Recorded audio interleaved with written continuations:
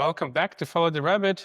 I'm Igor Schwartzman, and in this monthly review, Johannes and I are tracking a fascinating pattern, how niches are becoming the new mainstream. Yes, once again. And we start this episode with a story about Mubi, the European art house streaming service that you always wanted to subscribe to or maybe have, but only tested it and never probably watched. I'm joking. They actually have 20 million loyal subscribers, and their loyal subscribers tend to stick way longer with them than the typical streaming service subscriber actually does. So what is interesting about something that's been around for 18 years? Well, they actually secured an investment from Sequoia Capital just this week. And Sequoia Capital, a very famous late-stage investment fund from the Silicon Valley, doesn't usually invest in artistic endeavors. But what they're seeing here is this opportunity that Mubi has to serve a specific kind of customer and becoming their everything to them instead of trying to become the everything to everyone. And so this story really gets interesting because it's not just about streaming. What we're seeing is the same patterns with fashion designers ditching the trend reports to sell vintage clothes at London markets, not for the money, but to have real conversations with real customers.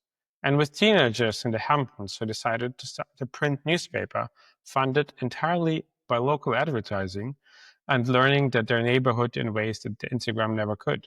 So what connects the stories?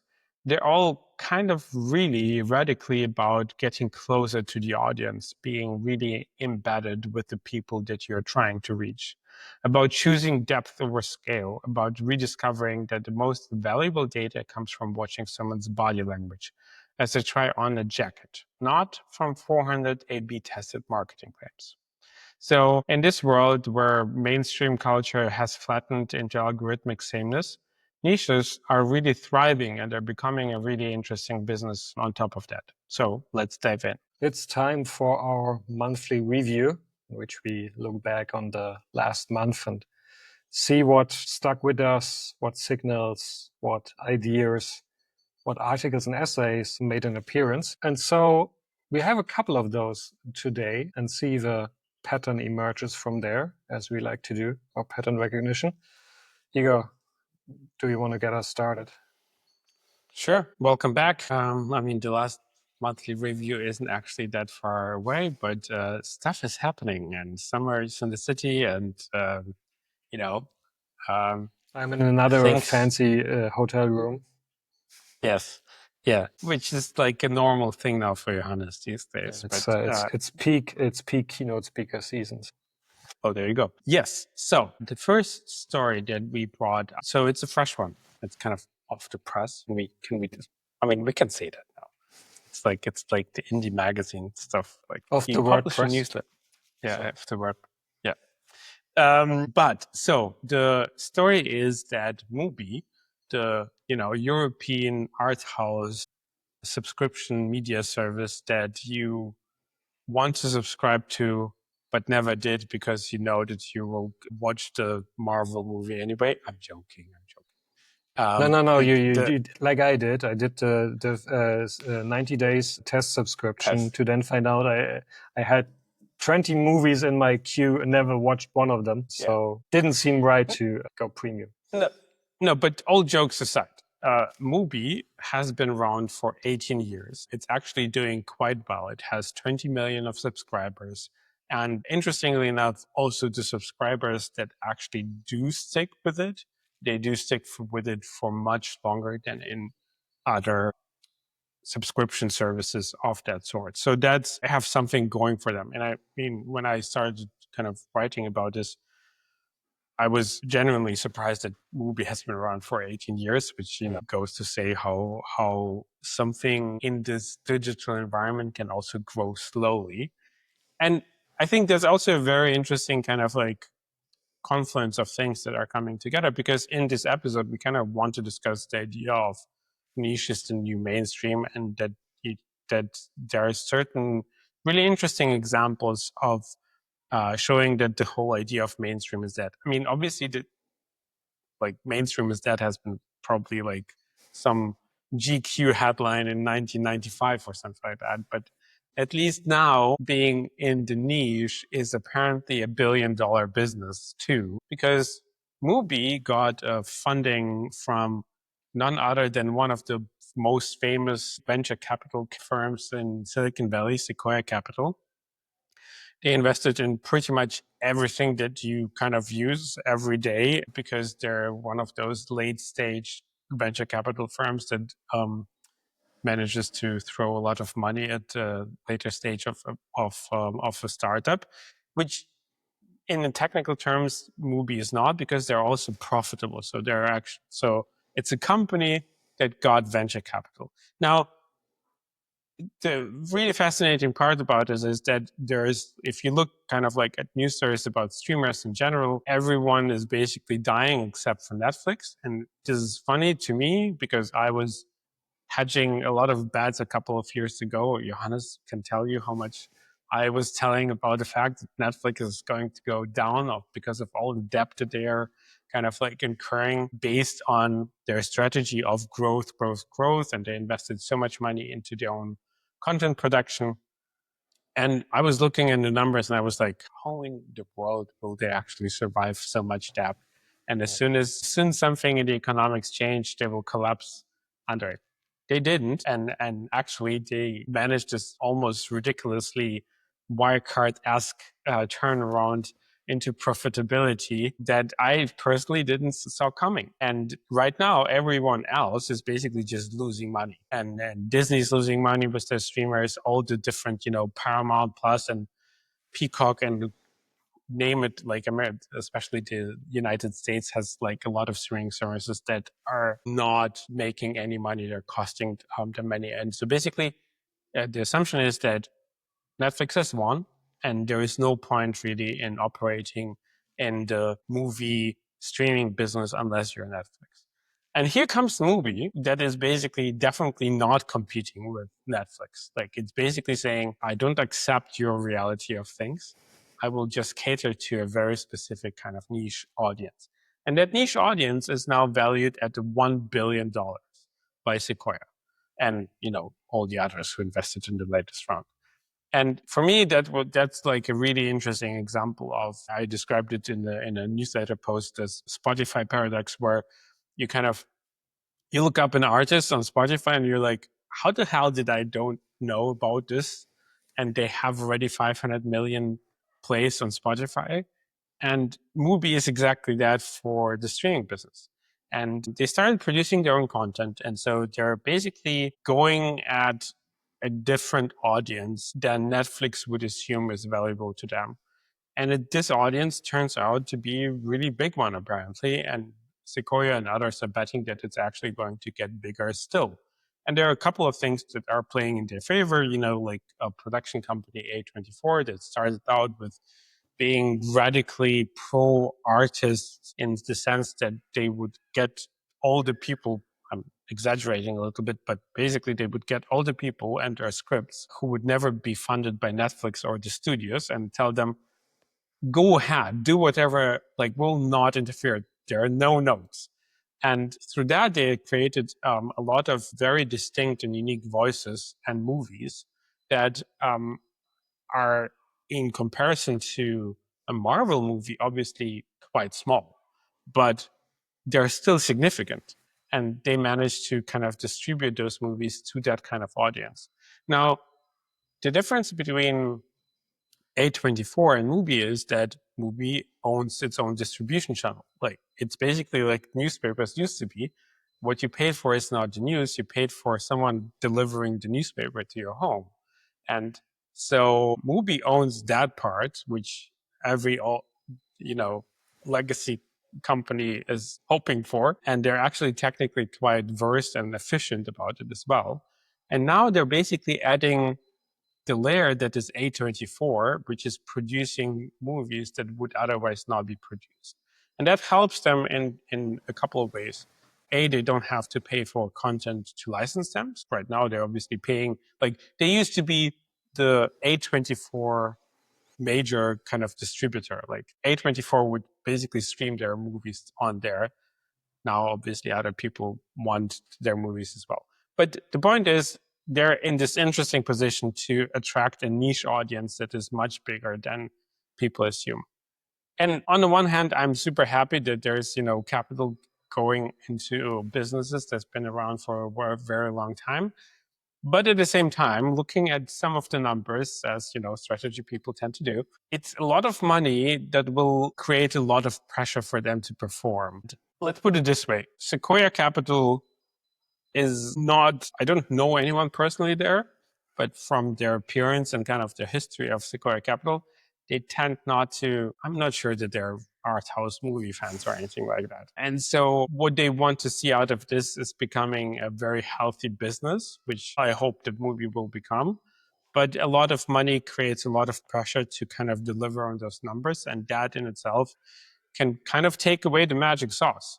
And I think the magic that Mubi sustained is being close to their customers, being very close and embedded into communities that are discussing all these different tours and different kind of, art house movements that are present inside of film festivals and so forth. I mean, Mubi started their own kind of newspaper version. They have created a really fascinating movie festival that attracts also, fans. And their customers are their fans. They're like devoted to this idea that movie can only deliver what they want because technically nobody else can.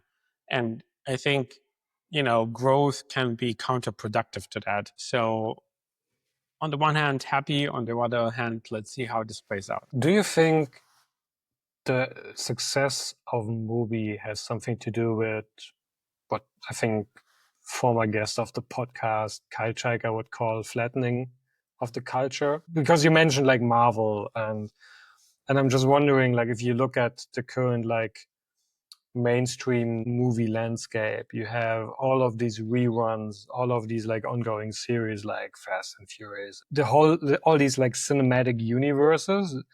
And I would like include like Star Wars and others into that. And it feels like not very creative. Just it's entertainment. It's like I need something where I don't need my brain, so I'm going to watch this. And that really opened up like a gap for like a very large niche. Do you think it's something like that, or was that always there? Yeah. Or I mean, it's definitely that too. And I think that's the flattening is a result of many things. The flattening is a result of algorithmic forces, but it's also the reasoning of studios being too afraid to engage in, material that has the potential of alienating some people. I was recently in the United States, and I was standing in the largest independent bookshop in the States, Powell Books. And there is in the kids section, there is a whole shelf with banned books. And the books, and there's basically, the books are displayed and there is always a sticky describing why this book was banned in either the states in general or the state in which it was banned. And one book was, I don't remember the name, but one book was banned in Texas because, and here's almost a quote, because it has the potential to upset white children. And I think in an environment that has to consider all of those kind of, the big studios aren't able to provide artists with the kind of space in which they can create movies. And to be perfectly honest, like if you're interested in that kind of stuff, definitely watch The Studio on Apple TV, which with the show with what's his last name? It's called The Studio. Rogan. Seth Rogen. I was like Joe Rogan. Not Joe. Not Joe. No. Anyway, The Studio. Talking about large niches. Exactly. And it's kind of like, because that's a perfect portray of a studio head and the ambivalence and the kind of insanity that a person that originally genuinely wanted to make great films, but has to do all this crazy stuff to actually run a studio. And I think that Mubi is basically the space where where you can create and finance movies like The Substance with Demi Moore, that would have there are probably two other places where it could have been produced. And one I mentioned before, like A24 could have potentially produced that one. And that's kind of the question for the venture capital money as well, right? Like the valuation is now 1 billion. If someone invests at a later stage, they don't assume a 10x return, but they assume that there is at least probably 3, 4, 5 times of return. And the question is, how big can this stage really be? And how much authenticity can you actually keep in this kind of environment?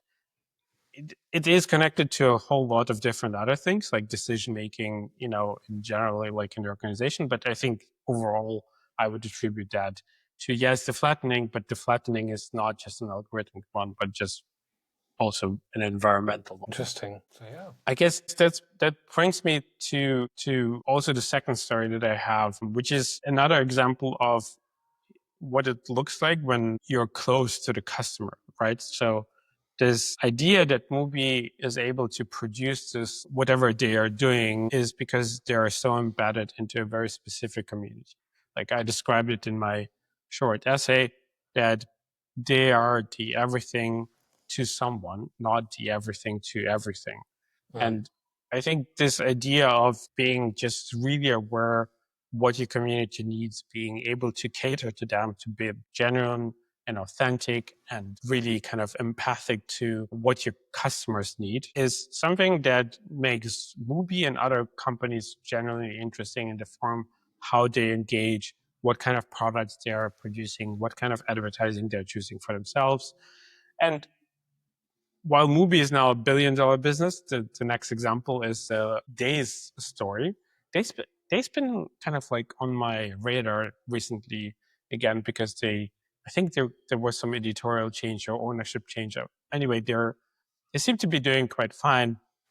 And they ran this story, and Johannes, in the pre-conversation that we have, spoiler alert, he described it. It felt like a William Gibson journalistic story from 2000 in a good way, right? Because it's about the fashion designers who are spending time now again on the markets and car boot sales in London to sell clothes, but also observe people while they're selling it. So they're not really there to make money based on the vintage things that they sell. Although I'm sure that too is a component that is very viable, because that in itself is right now also a huge market, like vintage stuff, and people are really again buying more vintage things. But why they're there is to observe and listen to why people are deciding for one product and against another. And what they're trying to really do is also to realize what's the body language, what are people actually wearing, basically all the components that are helping them to understand what is currently the customer's need, what is currently their really understanding, what is currently their way to express themselves, what does attract them. And I think this is a really fascinating story, because if you're a fashion company or any kind of company really, and you're interested in trends of any sorts, and you have a significant scale, you hire, sometimes people like us, or even bigger people who are producing you trend reports. And that allows you as an organization to be, at least one step, but often many different steps removed from your actual customer. And that being removed is actually a really good example in our work, because we talked about this, I think, on this podcast too, but we talked about this in professional context quite a lot. For us, being not doing the actual research is actually impossible, because in the doing of the work, you find all the small nuances that are making you able to then not only find the really interesting things, but actually find a narrative that will convince others, right? And so those designers that are selling stuff and engaging their audience in this physical environment are tapping into multiple things. They're tapping into the fact that, as we discussed on this show quite a lot, the post-pandemic need for being in physical reality. They're tapping into this kind of what Jeff Staple kind of like, I think jokingly kind of said almost a year ago or something like that, that all of this AI stuff will result in the fact that we're going to be more offline. And I think that's not actually what's happening. We're still very online and still very engaged in AI, but we also crave those physical environments. And this data that you can collect from watching and interacting with people becomes more valuable because, yes, there are amazing companies that are collecting a lot of social media data that will analyze the crap out of everything for you, but you will still not get the nuance. And I think that nuance, being on the street, being kind of really engaged with the customer, is something that's quite beautiful. And those niche designers are using that quite quickly to rate their products and find new distribution channels and new kind of topics to tell and narrate. So I think, those stories are quite different in their magnitude, but are again very connected in the kind of attitude that we're seeing and we find kind of interesting right now happening in the market in terms of like, what does it look like when, the niche is the only thing that is there. I'm so fascinated by this whole idea of the pandemic, or like the post-pandemic phase, in which we much better understand through the pandemic what we've actually been missing, and how important that is. I think there's so many developments right now, and we've talked about a lot of them here on the podcast, that wouldn't have happened without the pandemic, because they are like a clear reaction to stuff we've learned through the pandemic. And I think this idea that I, as a designer, take some vintage clothes and some of my own clothes to a market stall somewhere in London, and I just sell them. And I help people, I advise them, and they give me feedback. They just say, that's not my fabric, or I need the waist to be a little bit higher for me. And you're constantly making notes. Oh, interesting. Oh, yeah. Okay. So what kind of material would you more like? It's not like they're like, oh, can I show you something? You give me feedback. It's much more, it's just like a normal conversation as a seller and buyer, and you're just learning. And it's also where I think everybody, you try to find like, how can I make a difference as a designer? Because I can't compete with the big ones. I have to like be more like closer to what the people who buy my clothes and actually buy. And it's interesting. I think it might be interesting to see for them how like over time they get so attuned to the taste of their buyers, of their customers, like at the market, that they're like, you have the perfect clothing for me. So yeah, it took me some time. I actually have a small anecdote personally, because I had some time to kill and I walked into a vintage shop in Berlin Mitte. And the woman had like a bunch of really interesting stuff in there. And I started, because I'm not a fashion designer, but I'm working on this long overdue project. But through that project, I learned a couple of things. I kind of noticed other things. Also, my mother is like fashion designer by trade.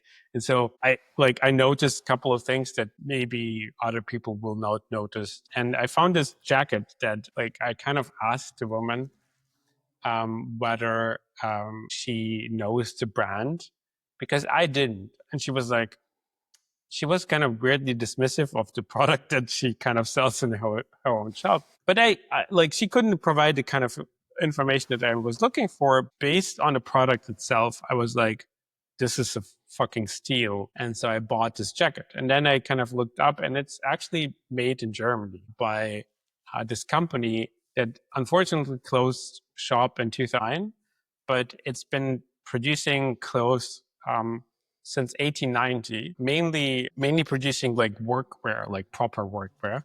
And then they started to design and produce basically what they called active wear, which is super funny because that word means quite different things than in the 80s.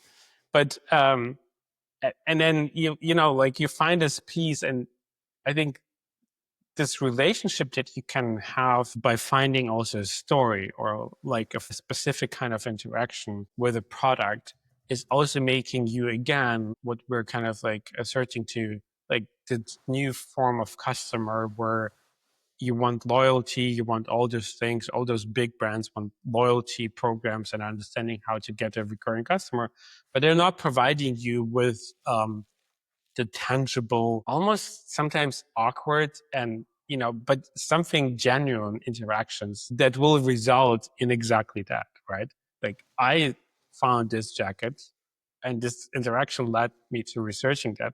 And now I'm basically buying a lot of their stuff on eBay because a lot of people apparently don't know what this is. And it's an interesting kind of way for getting into understanding. And through that, you build emotional connection, and that results in customers. And, that's apparently what brands also want. That also neatly ties into another of the stories that you probably saw somewhere because it's making the rounds. And it's basically the final point about our ongoing conversation about indie magazines and the return. Once again, one of the numerous returns of print.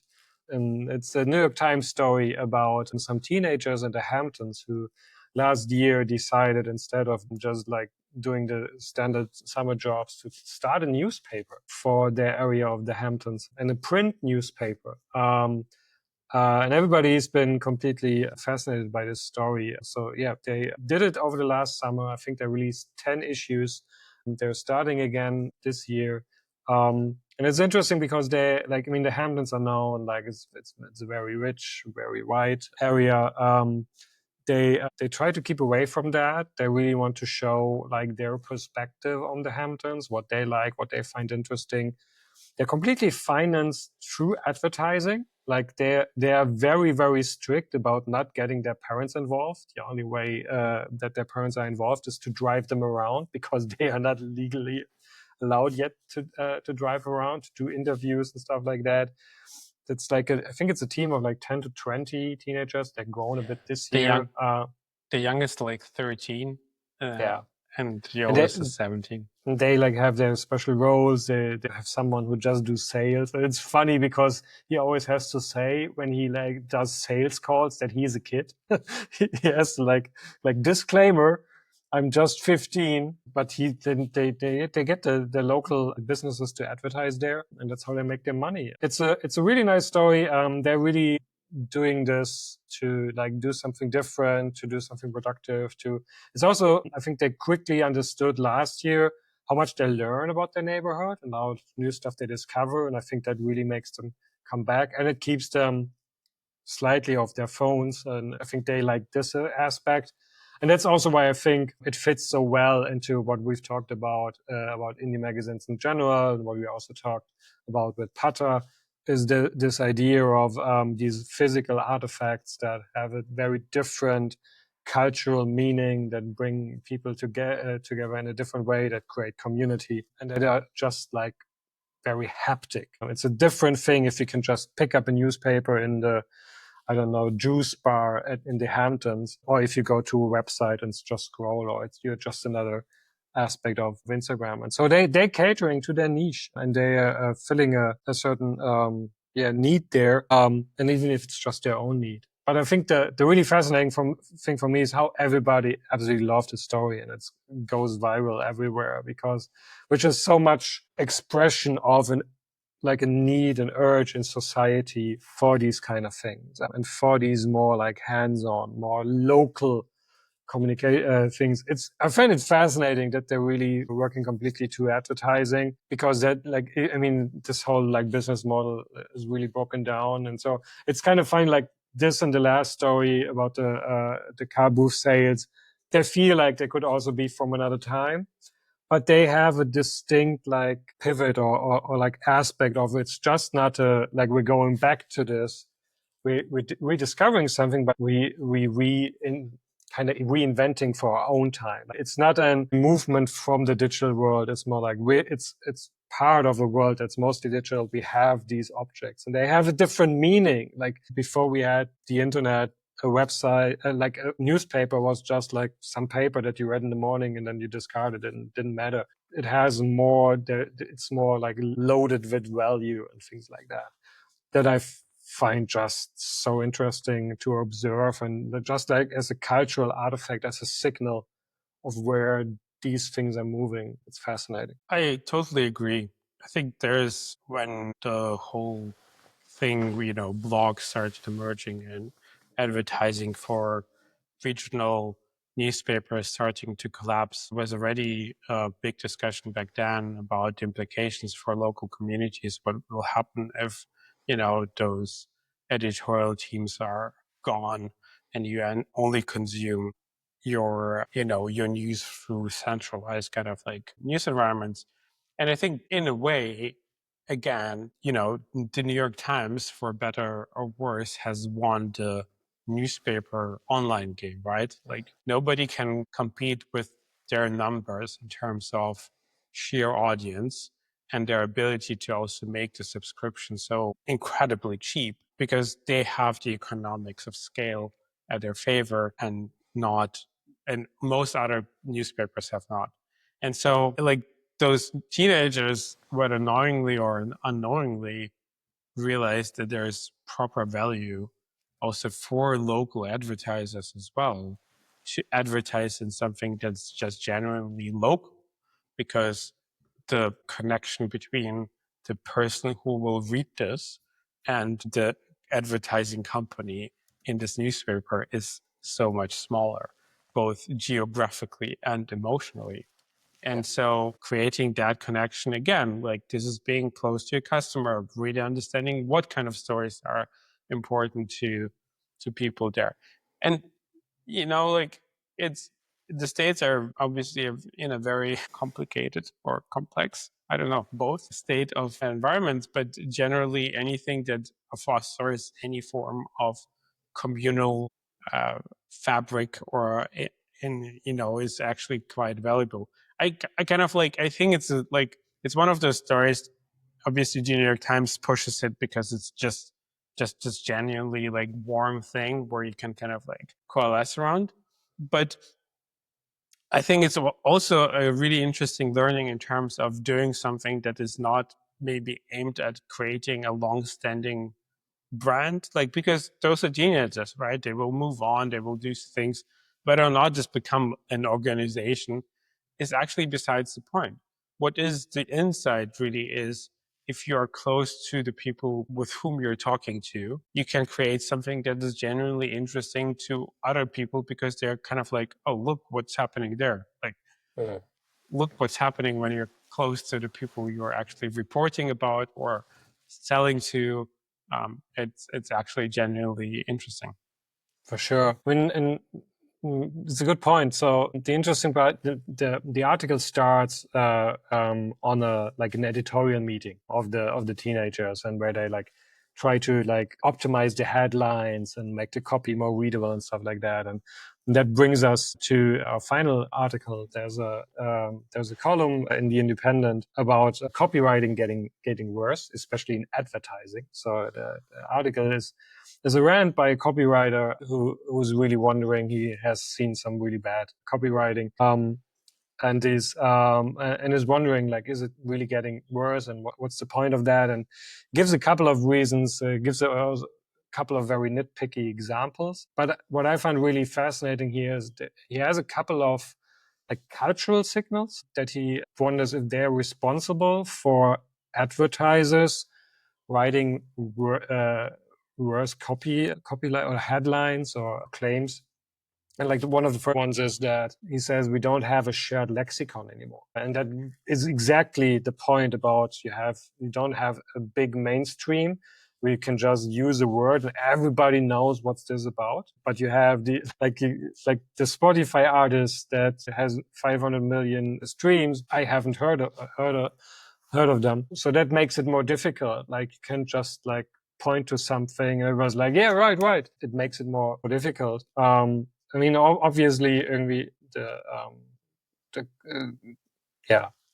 overabundance of AI content is part of that. But then also part of that is like there's so like an overwhelming amount of content and of messages that it's almost impossible to stick out or be remembered. And that fits right into what we keep talking about with the attention economy.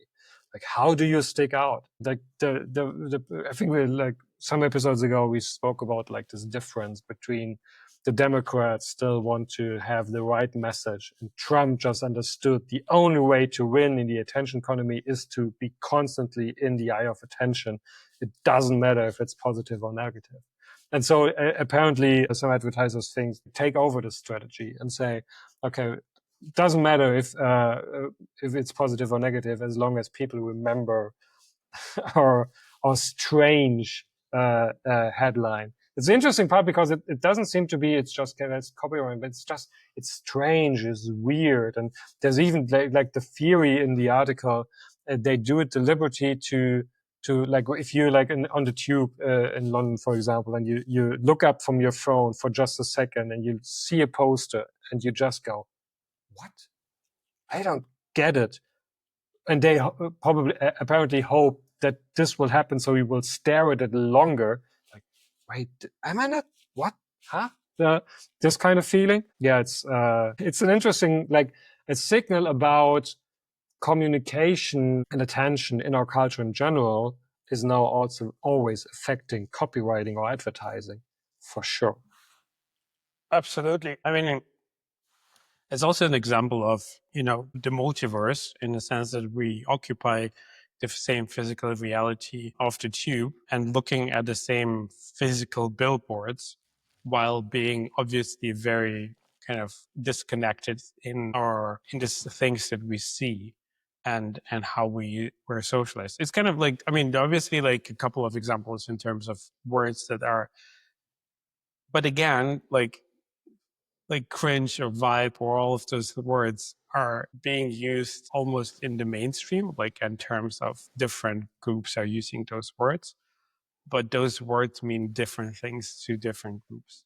I mean, this article, I generally like, I think it's just a fun read, right? Because this guy is just kind of ranty and like, and is being, I mean, he's also like of questionable taste because he confesses, like, because he discusses a copy from a KFC ad and he confesses right out of the bat that he likes KFC. And I'm like, who in their right mind would actually confess to liking KFC?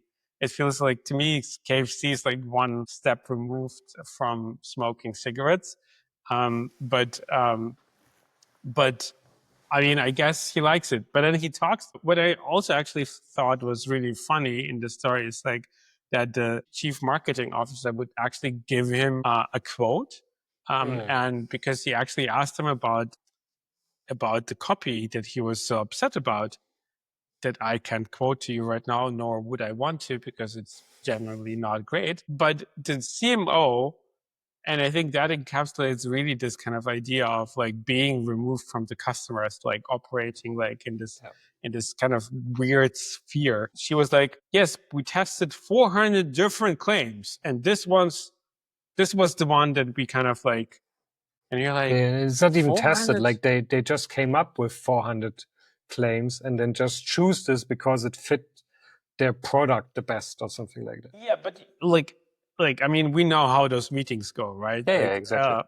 And so there is like, you don't need AI to behave like an AI. That's what I guess I'm saying. And there is like this removal of trying to, even if they're trying to, which is from a communication point of view, at least a valid point to learn from Trump in terms of like, how do I get attention?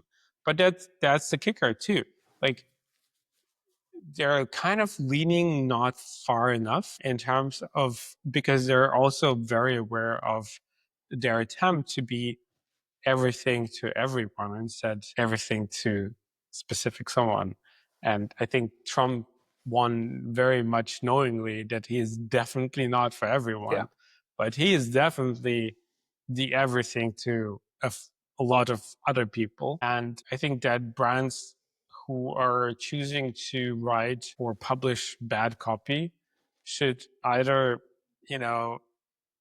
really do bad copy or, choose a different strategy. Yeah, just meet your audience. Exactly.